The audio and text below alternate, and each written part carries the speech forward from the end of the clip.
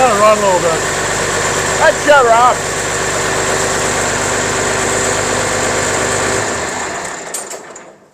All right, so I'm here with Brent Lindstrom of Lindstrom Equipment. And this is, what year is this? This is a 67 or a 68. This is one of the first 1100s my dad sold. This would be the red 4020, wouldn't it be? That's right, yep. Non-turbo 354 Perkins. Yep. Just a lot better. Well, everybody's got an opinion. But this was the first 1100 he sold. Yes, yep. So your dad started selling Massey in 1967. Correct, yep. And he started selling farm equipment off his farm back in 1958. Okay. Yep. So he was a Badger. Rochester silo. Yep. Okay. Yep. So now are you glad that you're selling farm equipment today instead of silos? Well, yeah, it's a lot less work. Yeah. You know, yeah, working on a corn planter is a little less work than fixing somebody's barn cleaner or silo unloader. Exactly, yep. Okay. So he started selling Massey when you said when the dealership came for sale in 67. In December of 67, yeah. He bought out the local dealer, yep. Boy, and that was good timing to be in the farm equipment business, wasn't it? Yeah, the 70s were good years, yeah. Yeah, because no one saw the great Russian grain robbery happening in 72, and that kind of made farm prices explode throughout the 70s, and pretty good boom years in there. Right, yep. Yep. And Massey had in the early 70s, had a pretty good product. I mean, there was a loyal following for right. Yep. these, 11 series or 100 series, whatever. Yeah, yep, 1100 series, right. And they were reliable for you too. Yes, yep. They were really good tractors. And then Massey sold a lot of combines there with the 510s, 410s. Yep, 750s. Yeah, it was a big combine back then. Right.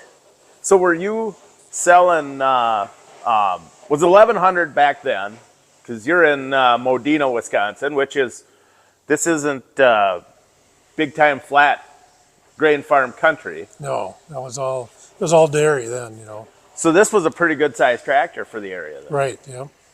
Did you guys sell any 1130s, 1150s? We sold 1130s, 1150s, and then when the 1155 came out, sold them, and then after 1155s were out, they had the 1505 and the 1805, which was an articulated. Yeah. Did you sell any of those? We did sell a few of them, yeah. They had a Cat 3208, Cat right? 3208 in them, yep. Okay. Did they have PTO? Yes, yep, PTO and 3-point. So as dairy farmers were getting bigger? It was mostly cash croppers. Was it? Yeah. Okay. Boy, the 1150s, you couldn't have sold too many of those. No, not too many 1150s. Quite a few 1155s though, because then people started to trend more to the big horsepower, Did you, in the late 70s. Did you put any M&W turbo kits on those 1155s? Yeah, you mean the M&W air cleaner turbo kit? No, Are you talking about that, or just a turbocharger on them? I'm trying to think. The 1155. Because they were non-turbo factory. Yeah, no, we didn't turbocharge many of them. Okay. No. Okay. No. Were they pretty good tractors for you? The 1155s? Yes, real good, yeah. Real reliable. And they were probably selling pretty good there. Yes, in the late 70s, yeah. What year did the 750 and 760 combine come out? That was in the 70s.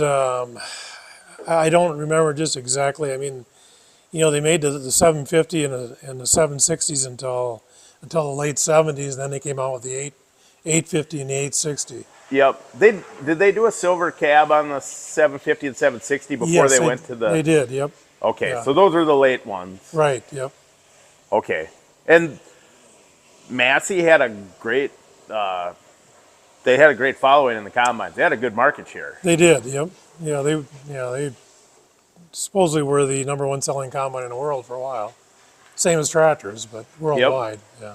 And you were competing with the Deere combine mostly around here, or Was there Right, some mostly- gleaners out of Ella and stuff? Very few gleaners and it wasn't too many international then either. It was mostly deer and Massey combines. Yeah, there were a lot of Massey combines.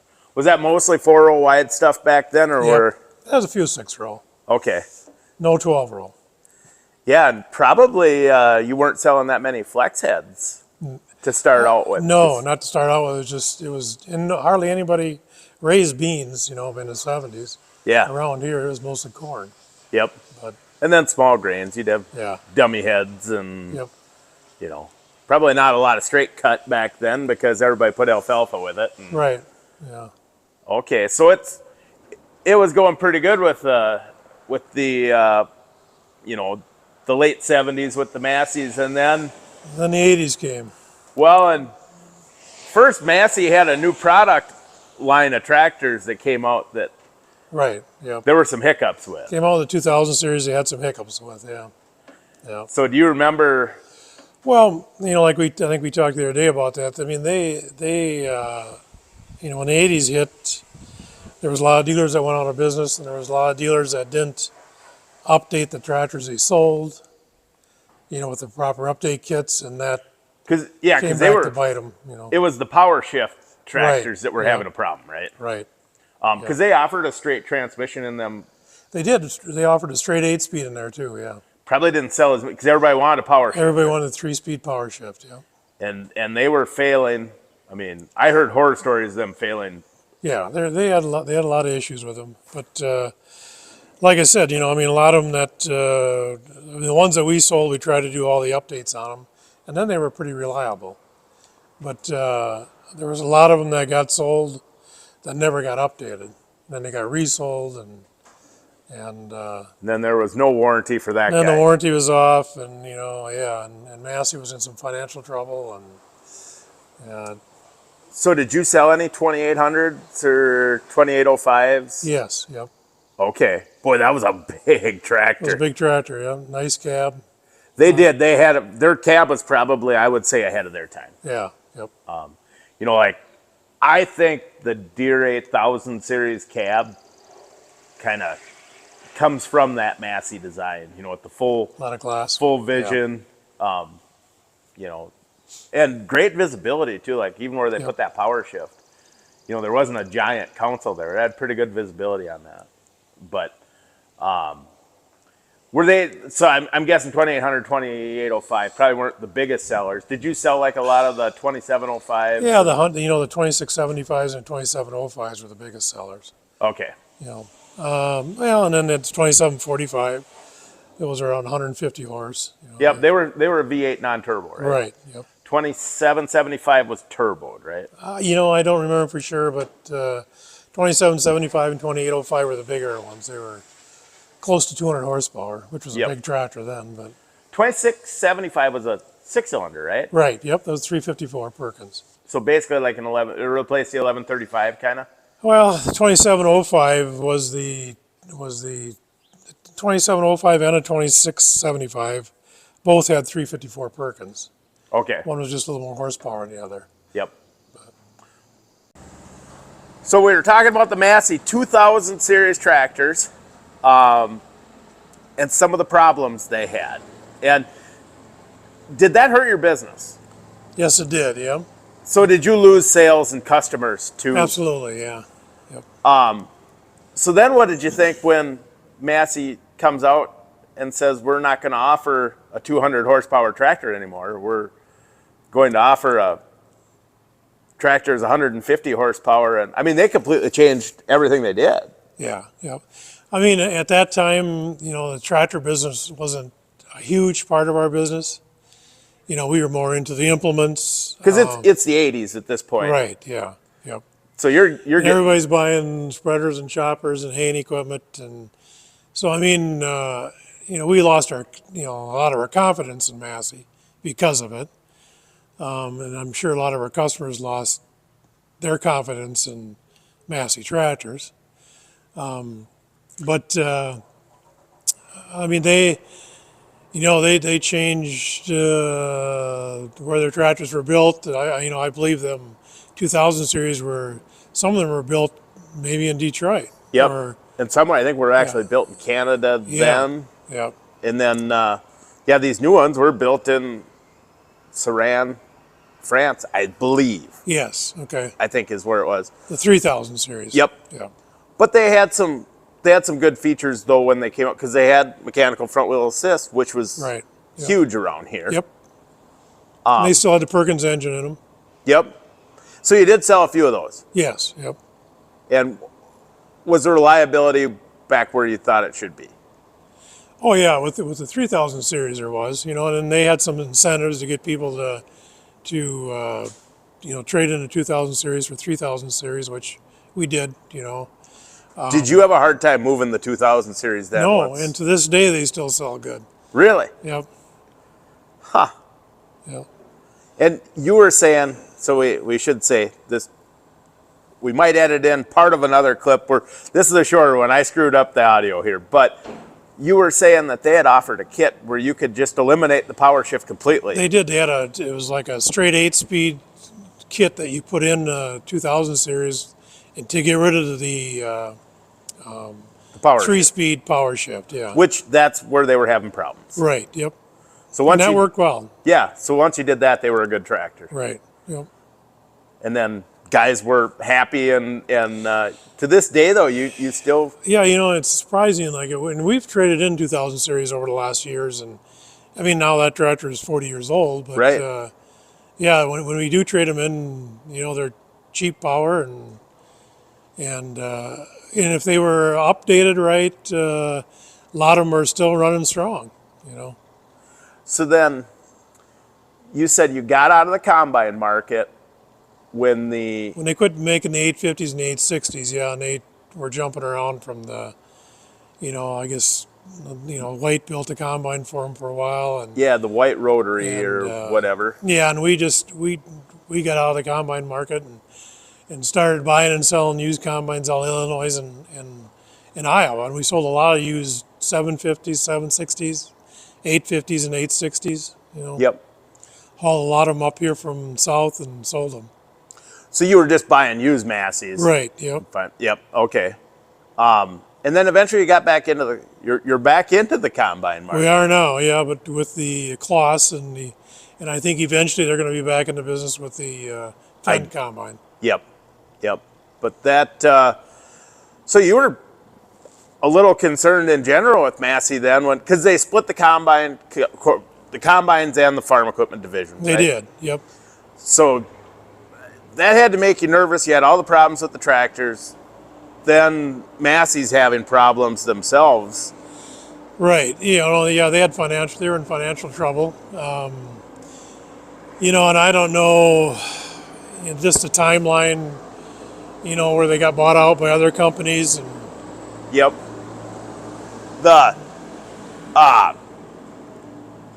So were you thinking you might have to get a different line? Because then Agco comes along into this whole mix, and suddenly you've got Alice Chalmers, White. Well, yeah, we were concerned when they formed Agco, and Agco started putting together, all these manufacturers with Massey and Heston, New Idea. I think some of the other ones they bought was Wilrich maybe, and Glencoe, Sunflower. Yeah. But they put it all together and they made it work, and it's turned out good. Yeah. Well, and we were talking in the other clip about like the hay and equipment side of things.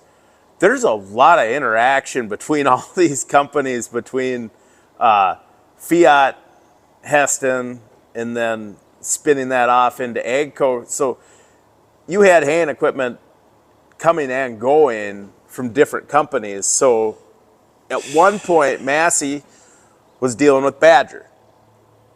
Right. For their hay and equipment. Yeah, you just said that you didn't know for sure which hat to wear which day. Right, and then comes around and here, so you were selling Fiat or Heston. Yep. So did you ever lose Heston, like when the... No. Okay. We were always a Heston dealer. So you were able to keep that all the way through. Yep. And now there really isn't a Heston, it's just Massey, right? You know, there was always a tie between Heston or Massey and Badger because I can remember back in the early '70s when Massey had the real old flywheel chopper, or Badger had the real old Yep, yep, flywheel chopper, and we had them in red and green both then. yeah, So there was some sort of a marriage between them two that they, throughout the years they built equipment for each other. yeah. Badger for them mostly. Right, yeah. And, you were selling Gale equipment too, but we were talking about chopper boxes. And Right. the Badger marine plywood Yep. chopper box was probably one of the best chopper boxes. Right. Yeah. Ever. Yep. And you preferred that even when you started selling Miller Pro. Yeah, we were always partial to the Badger box. I mean, they were good. Before, we'd sell that over a Gale or a Miller. Yeah. And then, and I didn't realize Massey actually sold a chopper box that Badger built for them. Right. Yep. Because, yeah, Massey sold Badger haybines, pull-type choppers, Yep. blowers, and then the feed mills were made by Artsway. I believe so. Did Badger sell a feed mill then too? We never sold any Badger mills. Okay. I think only Massey mills. But the Massey mill was, there was a lot of those around. Yeah, good mills. Yeah. Used to see Massey grain drills too. Yes. Yep. They were popular, Oh yeah. Yep. of all things. And you said Massey had a corn planter. Yep. They've always had corn planter. Yeah. Way back to the old plateless planters, and then they had then for a while, New Idea. Yeah, the New Idea Kinsey planter was a good one for you. I guess that was when New Idea was separate from. Right, They right. weren't owned by Agco then, but But you were selling, because you were a New Idea dealer. correct. Yeah. And New Idea had the corn planter that they use Kinsey units. Yes. And that was a heavy frame meant for no-till, really. Yep. And this is no-till country. Yep. So that was a success for you guys, because that started with the Avco New Idea stuff, I believe, or the orange ones, right? And then it went to the all gray ones. You mean the New Idea? Yeah. Yes. Yep. Yep. So that was a good corn planter. And so did you ever think about selling Kinsey then? Because you were selling the... I don't think we ever had the chance, and I don't know if we ever pursued, the Kinsey line. Yep. I know it was never offered to us anyway. Okay. Okay. But that corn planter worked out well for you guys, though. The New Idea? Yeah. Yeah. Yep. And, and for a while, Massey had, I think it was the Deutz Alice planter, the air planter. They sold that for a while. Okay. And then it got to be more white. Yep. Yeah. Yep. And then, you guys sold white planters, but you didn't sell white tractors. No, never sold white tractors. So, but New Idea for you primarily would have been, your top New Idea piece would have been what, the manure spreader? Yeah, we sold a lot of New Idea spreaders. I think that was the main thing. We sold a fair amount of the uni equipment. The uni forage harvesters. And you could put a sheller on it. Yeah, or a picker. Or a picker. Husking bed, yeah. Yeah, or a chopper. Which was kind of, a lead up to what you guys do today. Right. That, New Idea. And so for haying equipment, and this is important, I think. So a customer's coming to you, it's 40 years ago, and he wants to buy a round baler. You're selling Heston, you're selling New Idea, and then eventually you're selling Gale. And we had Massey, and we even had Badger round balers for a while. Badger had a round baler? Yeah, Badger and Massey round balers were the same, yeah. I didn't know and that. I don't know who made it. If I think Massey made the round baler. Okay. But I know we had some Badger round balers. So what round baler are you selling? Well, I guess whatever one had the best program at the time, or Yeah. was the most reliable, But we probably sold more new idea round balers than any other baler. Yep, the soft core. Yes. Yep. Did you sell the? I mean, you kept at it for a long time, so you were selling the gray ones too, not just the orange. Yeah, ones. they had the orange ones and the gray ones. They had the open throat design, so you could bale, dry hay or corn stalks or bedding or anything. Yep. Did you sell any of those new idea disc binds? Yes. Yep. Were they all right for you?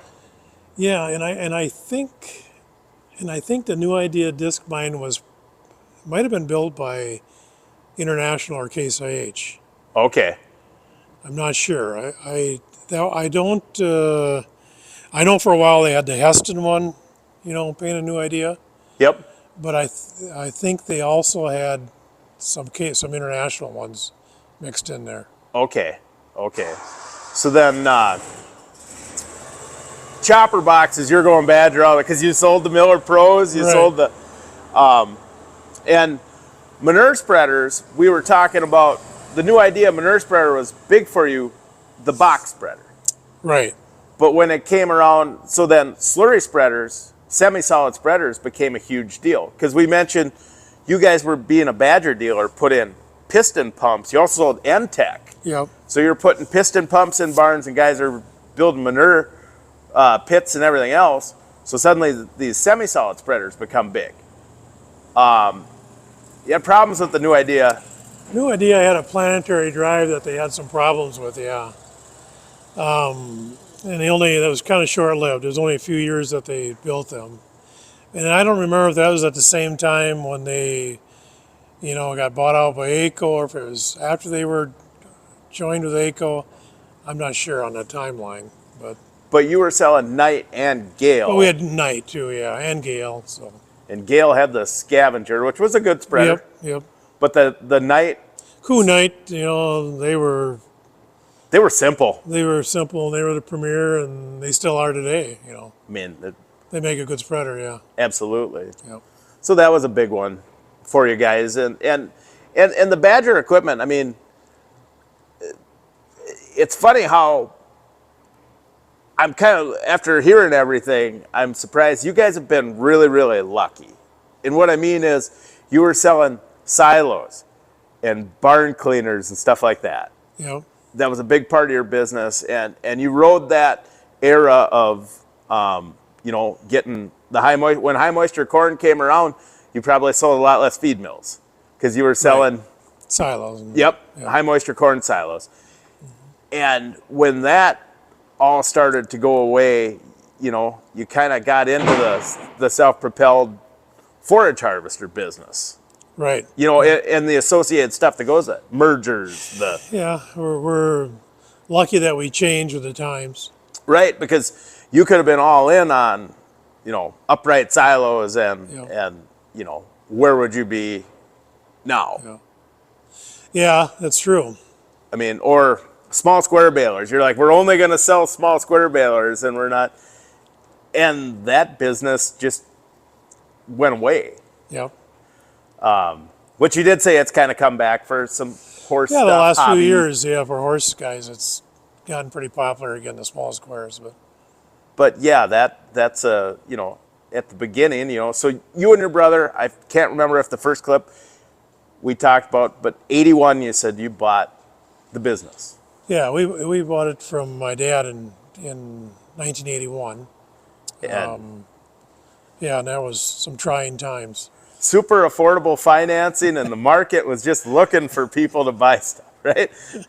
Yeah, and 18% operating loan money. Yeah, and suddenly sales drying up. Right, yeah.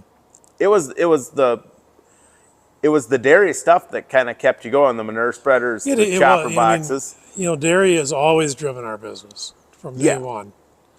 I mean, and still does today. Yeah. Yep. Our business goes with the dairy, so. Yeah. Yep. So and when Agco came around and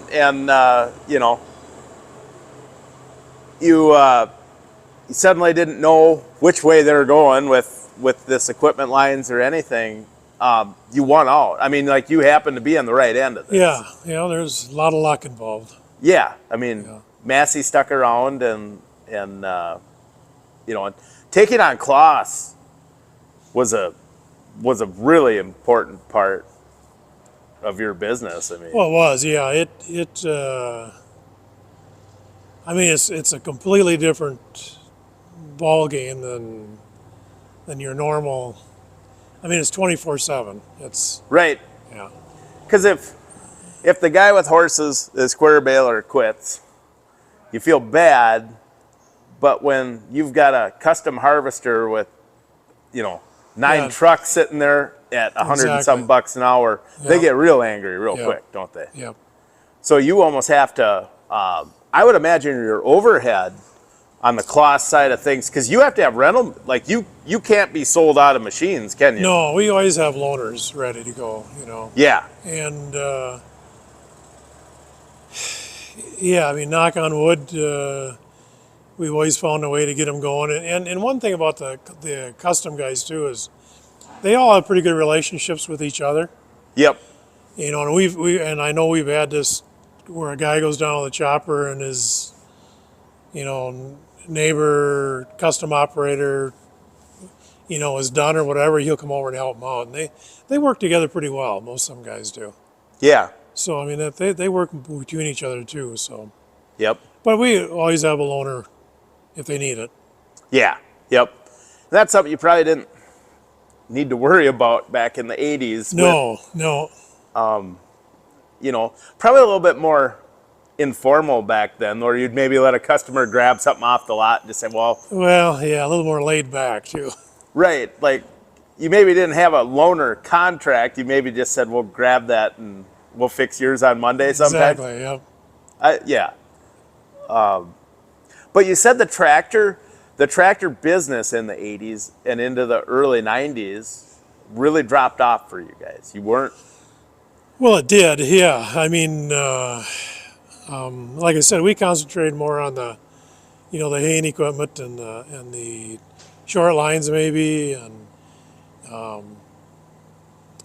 why did the tractor business drop off? I'm sure some of it was because of our confidence, in the Massey tractors, and also, what they offered for a line. They didn't have a real, complete line, Yeah, they kind of went away from the. Well, like I said, that it was unheard of that a company would go from having a 200 horsepower tractor down to the next series. We're used to when the new series comes out. Well, if they're 200 this year, it's 210 next year, right? Right. Yeah. And they went the exact opposite way. Yes, they did. But then they got into the Datatronic and the Autotronic Yep. stuff. And it was short lived. I mean, they came back with, bigger horsepower tractors in just a year or two, or a few years maybe. Yep. I'm not sure what the time frame was, but And you sold some of those. yes, yeah. I think there's one of that era, that Autotronic, Datatronic era. I think you got one sitting around here. It could be one. I Yeah. thought I seen. Yeah, I think you're right. I think there's a 6100 series. They went 3000, 3600, and I think they went to the 6100 series. But yeah, they're still around. And they were a pretty good tractor for you guys then. Yep. Yeah. So then eventually you start to get a little more confidence that we could Yeah, get into this market again. Yeah, in the late, you were talking about leases, and I remember in the late 90s, right around 2000, they had what they called a freedom lease. And it was a really good lease program, and we sold a ton of tractors in the late 90s and right around 2000. So, and that's that's probably when we got back into the tractor business again, Okay. Yeah, and by then it was Agco, Massey at that point, Yes. because I don't remember what year Agco took over Massey. Yeah, but we were talking about that, I think, early 90s, mid 90s. yeah, yep. And then we talked about, boy, it in the late 2000s. Then they decided we don't need all these lines of tractors, and yeah, you luckily for you guys, they took the Massey. Well, they stuck with Massey, yeah. Right. So they were we're all three pretty similar when they were selling Agco Alice, Agco White. Massey? Were they all fairly similar, just different engines? You know, I don't know a lot about the Acos and the Whites, but you know, I think they were. I'm the wrong one to ask for that. Because I know the Agco Alice for a while there had a Series 40 Detroit, and then the Agco White was Cummins. I know that. Okay. But yeah, I'm not even sure what they use for motors in them. yeah, yeah. Then the Massey stuff was pretty. I mean, at least you had a stable company. Because at one Right. point, you know, in the '80s, you didn't know if Massey was going to survive. No, we didn't. You know, and we mentioned you sold a few Heston tractors in their smaller ones. Yes, yeah. But yeah, this was your only tractor line besides a little bit of Heston until you know The Fendt came. yeah.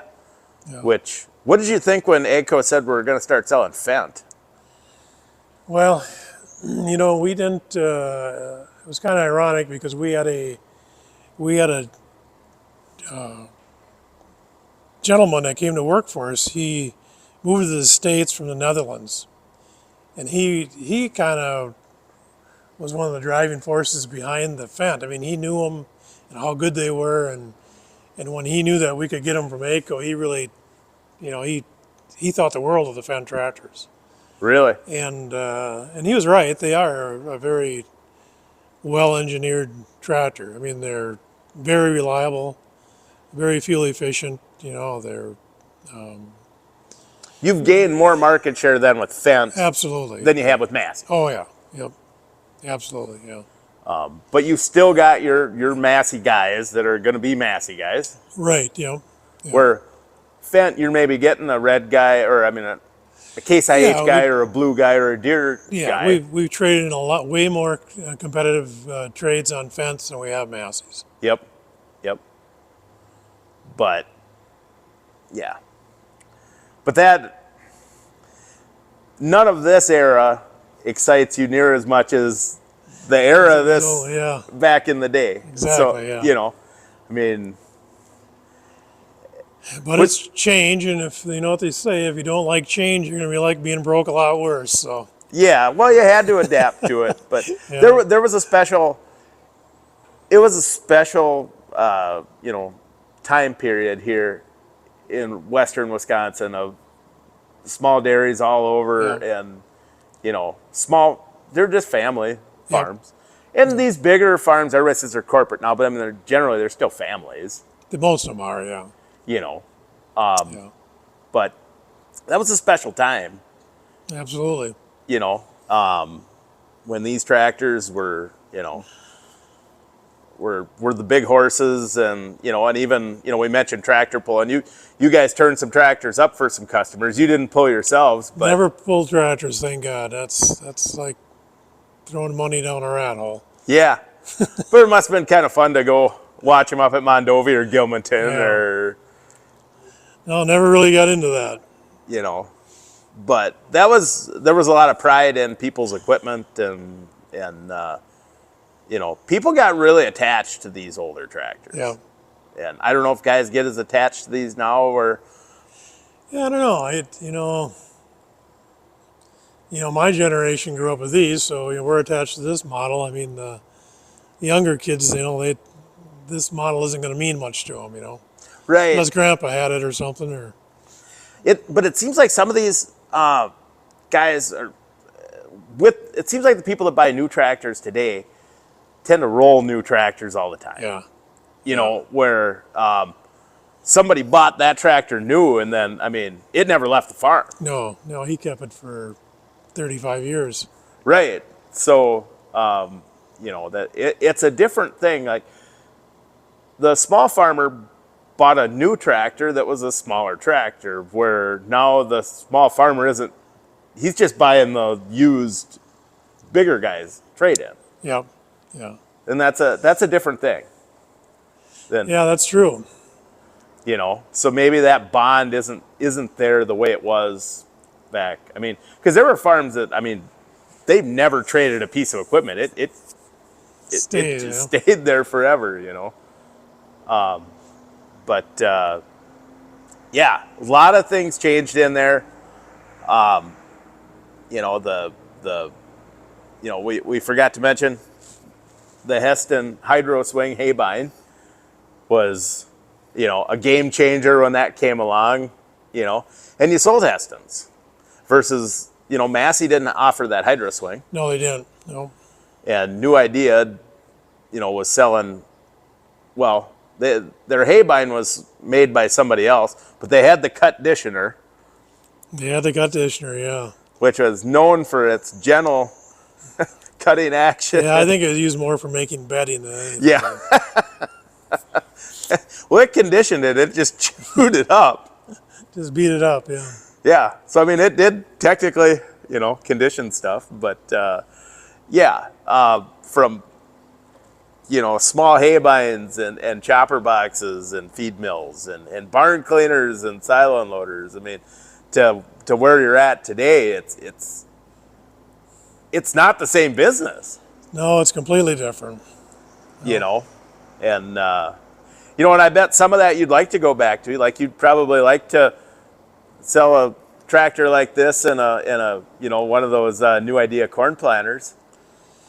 Well, it'd be fun to sell pull-type choppers and chopper boxes again, Yeah. but it's not going to happen. No.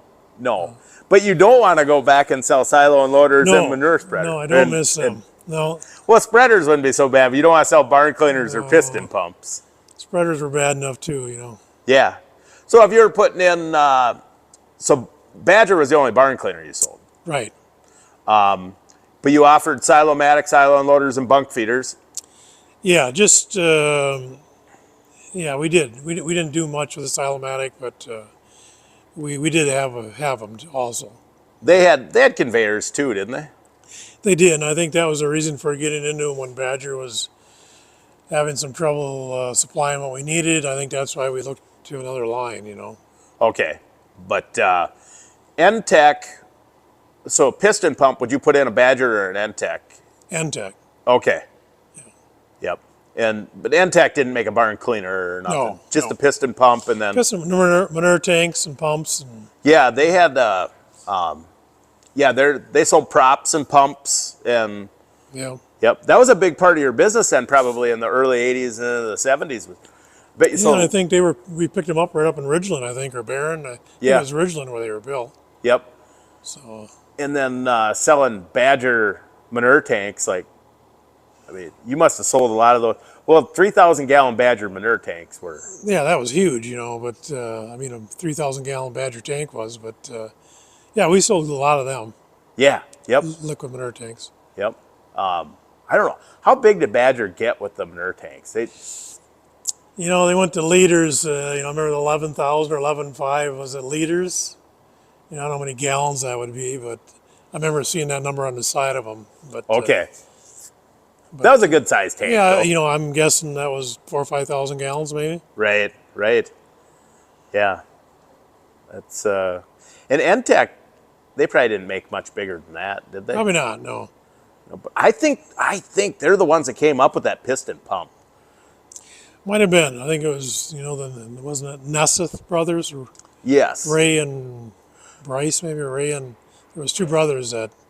I think maybe that's how it became N-Tech. Wasn't it Nesseth, and then they split or something? I don't know. I think, but that design was. Those went in barns all over here, and then so for 20 years, it looked like that was the way to go. And I don't know how we went from 30 cows to 75 cows to 500 to 2,000 like overnight.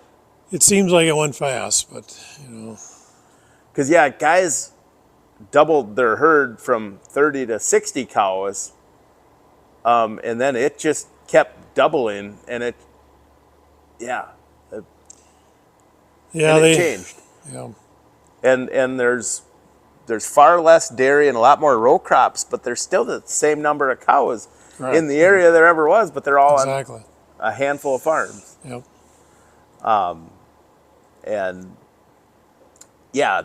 So there's some weekend people that come out here too. Oh yeah. Yeah. So A lot has of recreation owners around here now.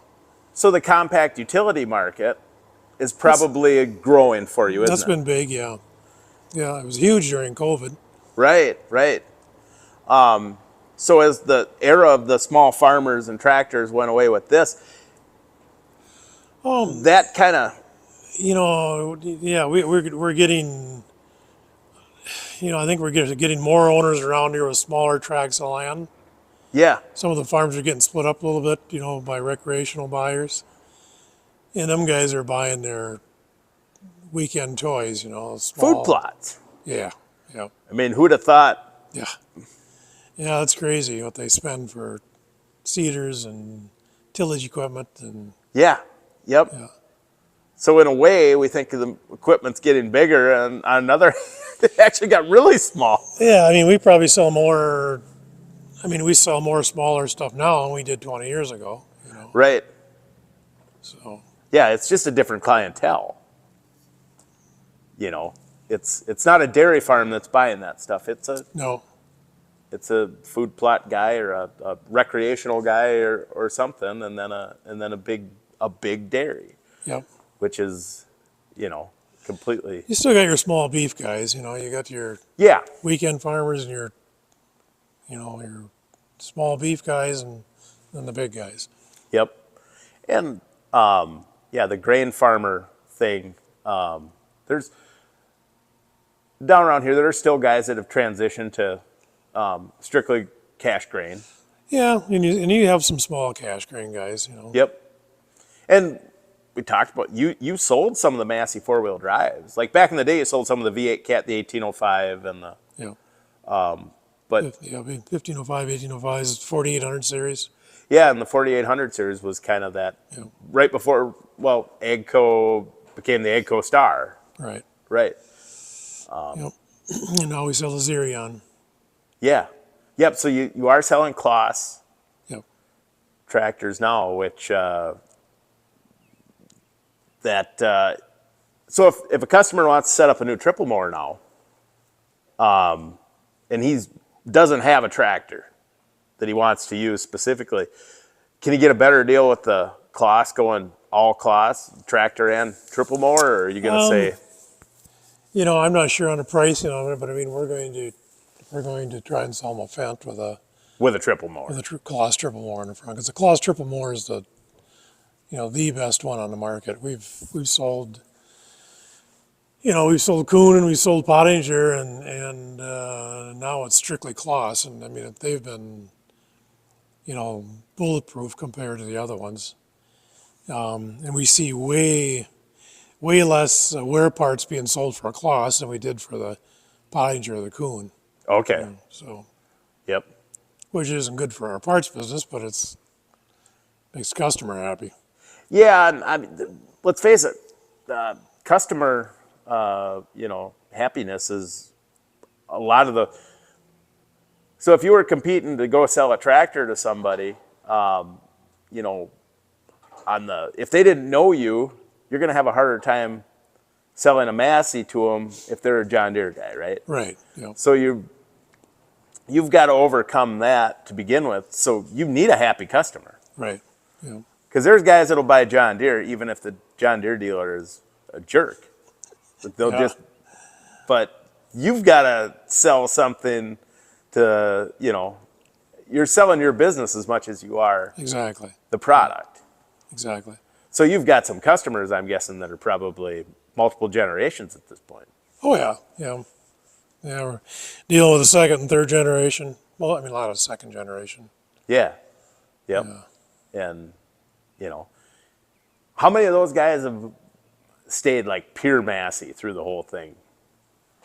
Oh, I mean just a handful. I mean, a lot of guys change back and forth too. I mean they. Look for a trade incentive. Yeah. And, Yeah. Yep. But those aren't the guys that are probably holding on to stuff like that either. No. No. Those are the, where, The guys that are holding on to these are the guys that their grandpa used them and their dad used them, and yeah. now they use them. They want their kids to use them, and Yep. But- Yeah. But no, that's a big change. That really is, and It's pretty cool that, because I've seen in the Agco world, there's a lot of Massey dealers that have popped up because they could no longer sell their brand, but you guys have been Massey. Yeah, through thick and thin. Right. And yeah. And you still like the product. Oh, yeah. So there's something to be said about that, that after all that. But yeah. Well, and maybe if I can't save anything from that other clip, if you were setting up your dream farm, back in the day, if you're going to go through this equipment, you're going Massey tractor, right? Absolutely, yeah. Okay. So you're going Badger chopper boxes. Yeah, Gale chopper and New Idea shit spreader and Yep. Gale skid steer. And you're going to cut hay with a Heston Hydro Swing. Yep. PT10 probably. Oh, you go with the PT10. You wouldn't go with a Hydro Swing, huh? Oh, I don't know. Too hard to get it dry. Yeah, I don't know. Well, if you're going you're going to have a chopper, so you want the big windrow. Because what was the big Gale, was that 1285? Yes, yeah. That was the biggest Gale. Biggest Gale pull-type chopper maybe. Yep, where it had walking tandems on it and stuff. Yeah, and you had KPs on them and metal detectors. And Yeah, because I forget what year did they go to gray and red. oh, I don't know. But I just remember back in the day when they were still red and tan, seeing those walking tandems on a chopper, and you're like, oh gosh, that must be, That was a big deal. Right. So you're, yeah. So you were demoing those with.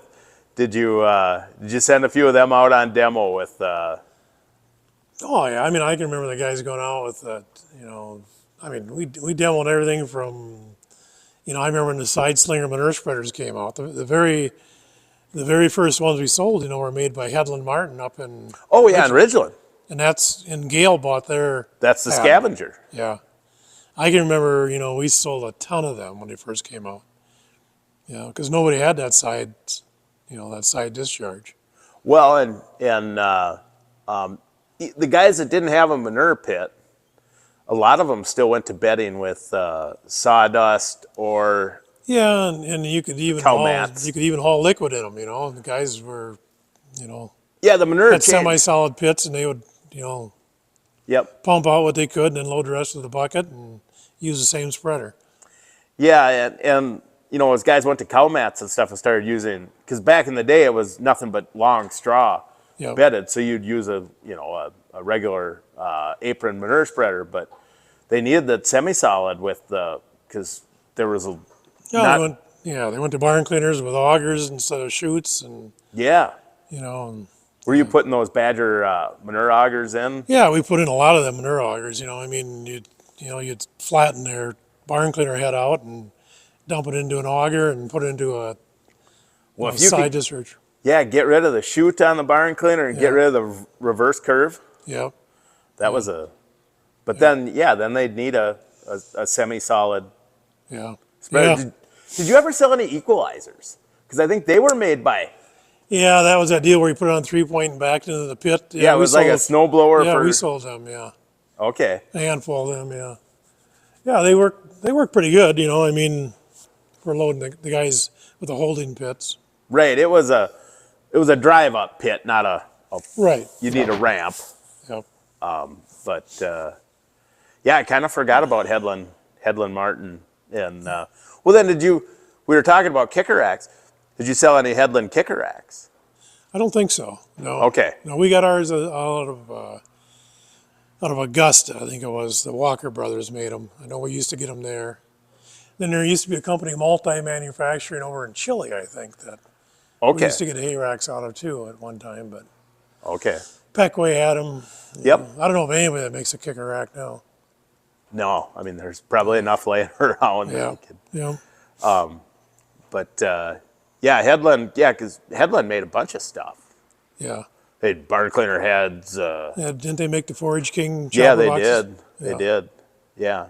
But you guys were selling Badger, and You said and the Badger box was awesome. You preferred it over the Gale box, Right. Because you sold the Gale and the Miller Pro. Yep. And then blowers, you sold Badger blowers until, well, it became the Artsway, which was the IH 600 basically Right. design. Yep.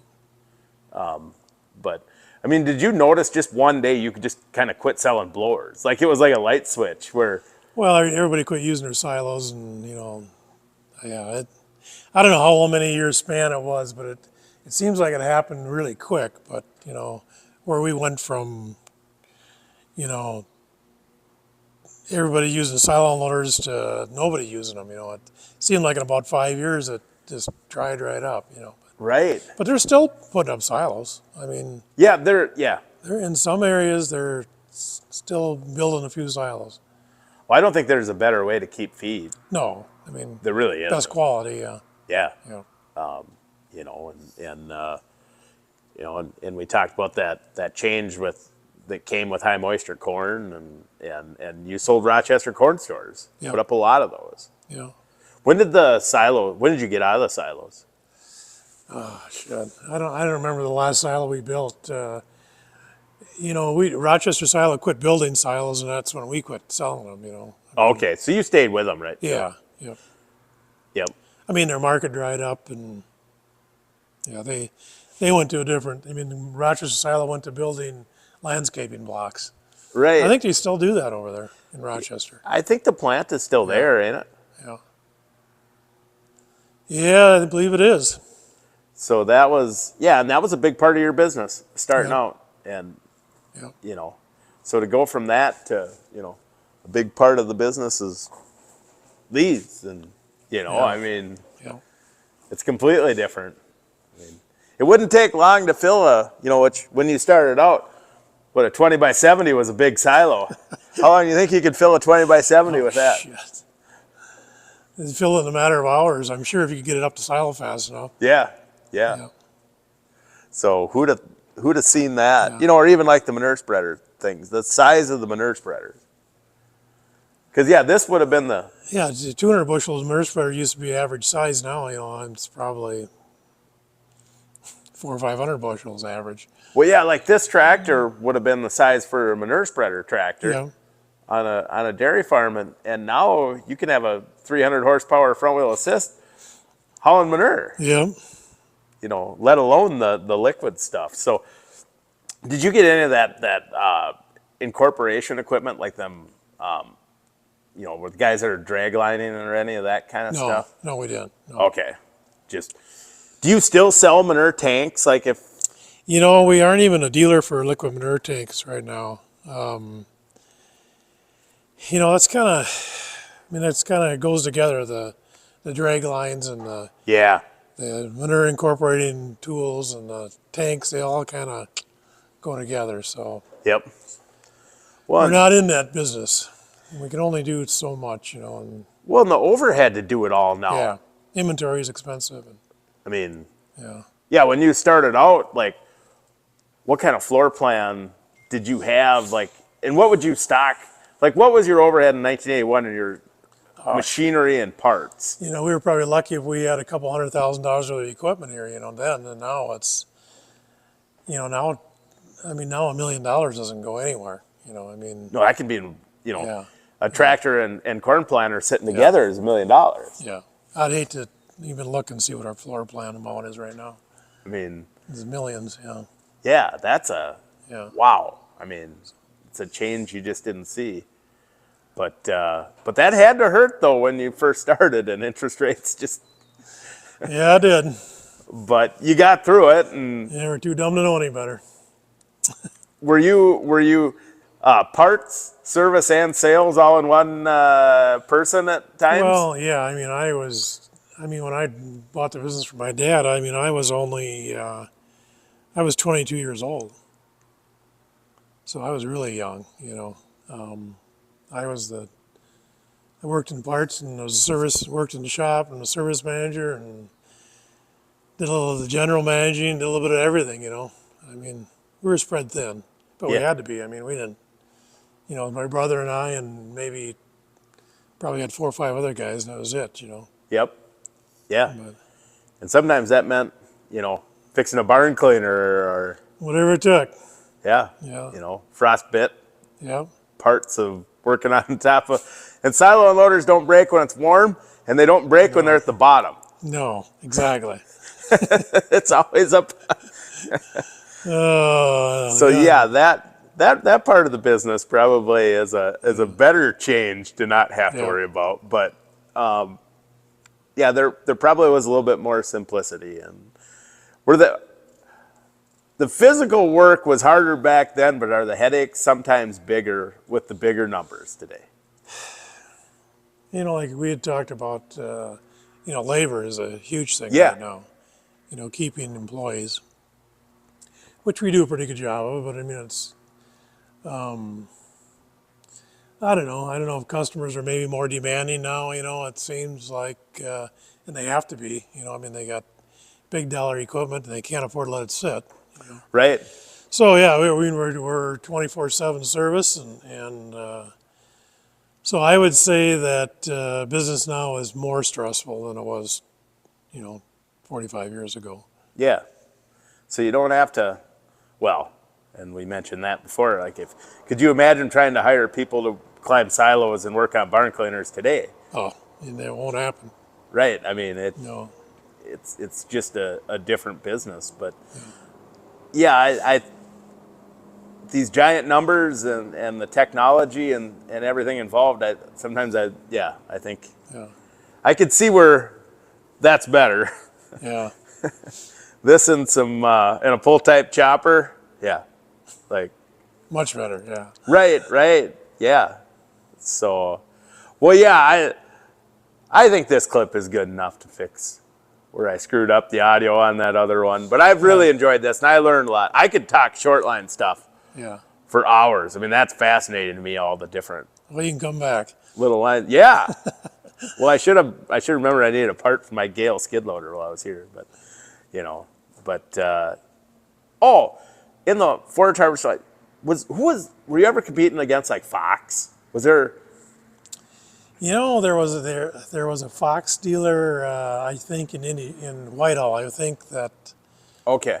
but I mean, Peterson Implement it used to be years ago, and I believe they were a Fox dealer, but I don't know of any other Fox dealers around here. Okay. They were made right over in the Appleton. east. Yeah. Yeah. Well, they were the Cadillac of choppers. They were. Yeah. You They had know. a self-propelled chopper. Yeah, they did. Yeah. They did. So, and you did sell unis with Yes. Yep. the, yeah. Did you sell any of the gray unis? Like Yes. you Yep. did. Yep. Didn't they run like an Alice Chalmers engine for a Yeah, while? I believe it was. Yeah. And then later on, did they go to Cummins when Alice? They had Perkins first. I remember they had gas ones. They had some with gas engines in them. Yeah, they had like a V6. Yeah, V6 or V8, and Yeah. they had Perkins, and then they had the Alice engine, and I believe they had some of the Cummins in it too. Yeah. But And then when Agco didn't keep that going. no, right? no, So no, that they was. didn't. Did they try and spin the uni off, and uni was its own thing maybe for a little bit? No, I don't think so. Okay. No. So that just ended, and then you were left without a self-propelled Yeah, chopper yeah. But you were selling those uni self-propelleds or the Fox self-propelleds were great for opening fields, but you could get a pull type chopper with the capacity of those. Oh yeah, yeah. Like if you bought the big Gale, yeah, it had the same capacity, if not more. And right, and tractors got bigger and they just never improved the uni much. I mean, they never. I'm sure they didn't spend a lot of money on research and development, and they just didn't keep up, with the other self-propelled Yep. forage harvesters. So Yeah, and you said you sold the Massey forage harvester. Well, of course, the one with Badger, that Badger made. But you and also then they sold the, Dion for a while. Yeah, and it was a Dion. they're a big Yeah, pull they type were- chopper. yeah. You had Kemper heads and Yep.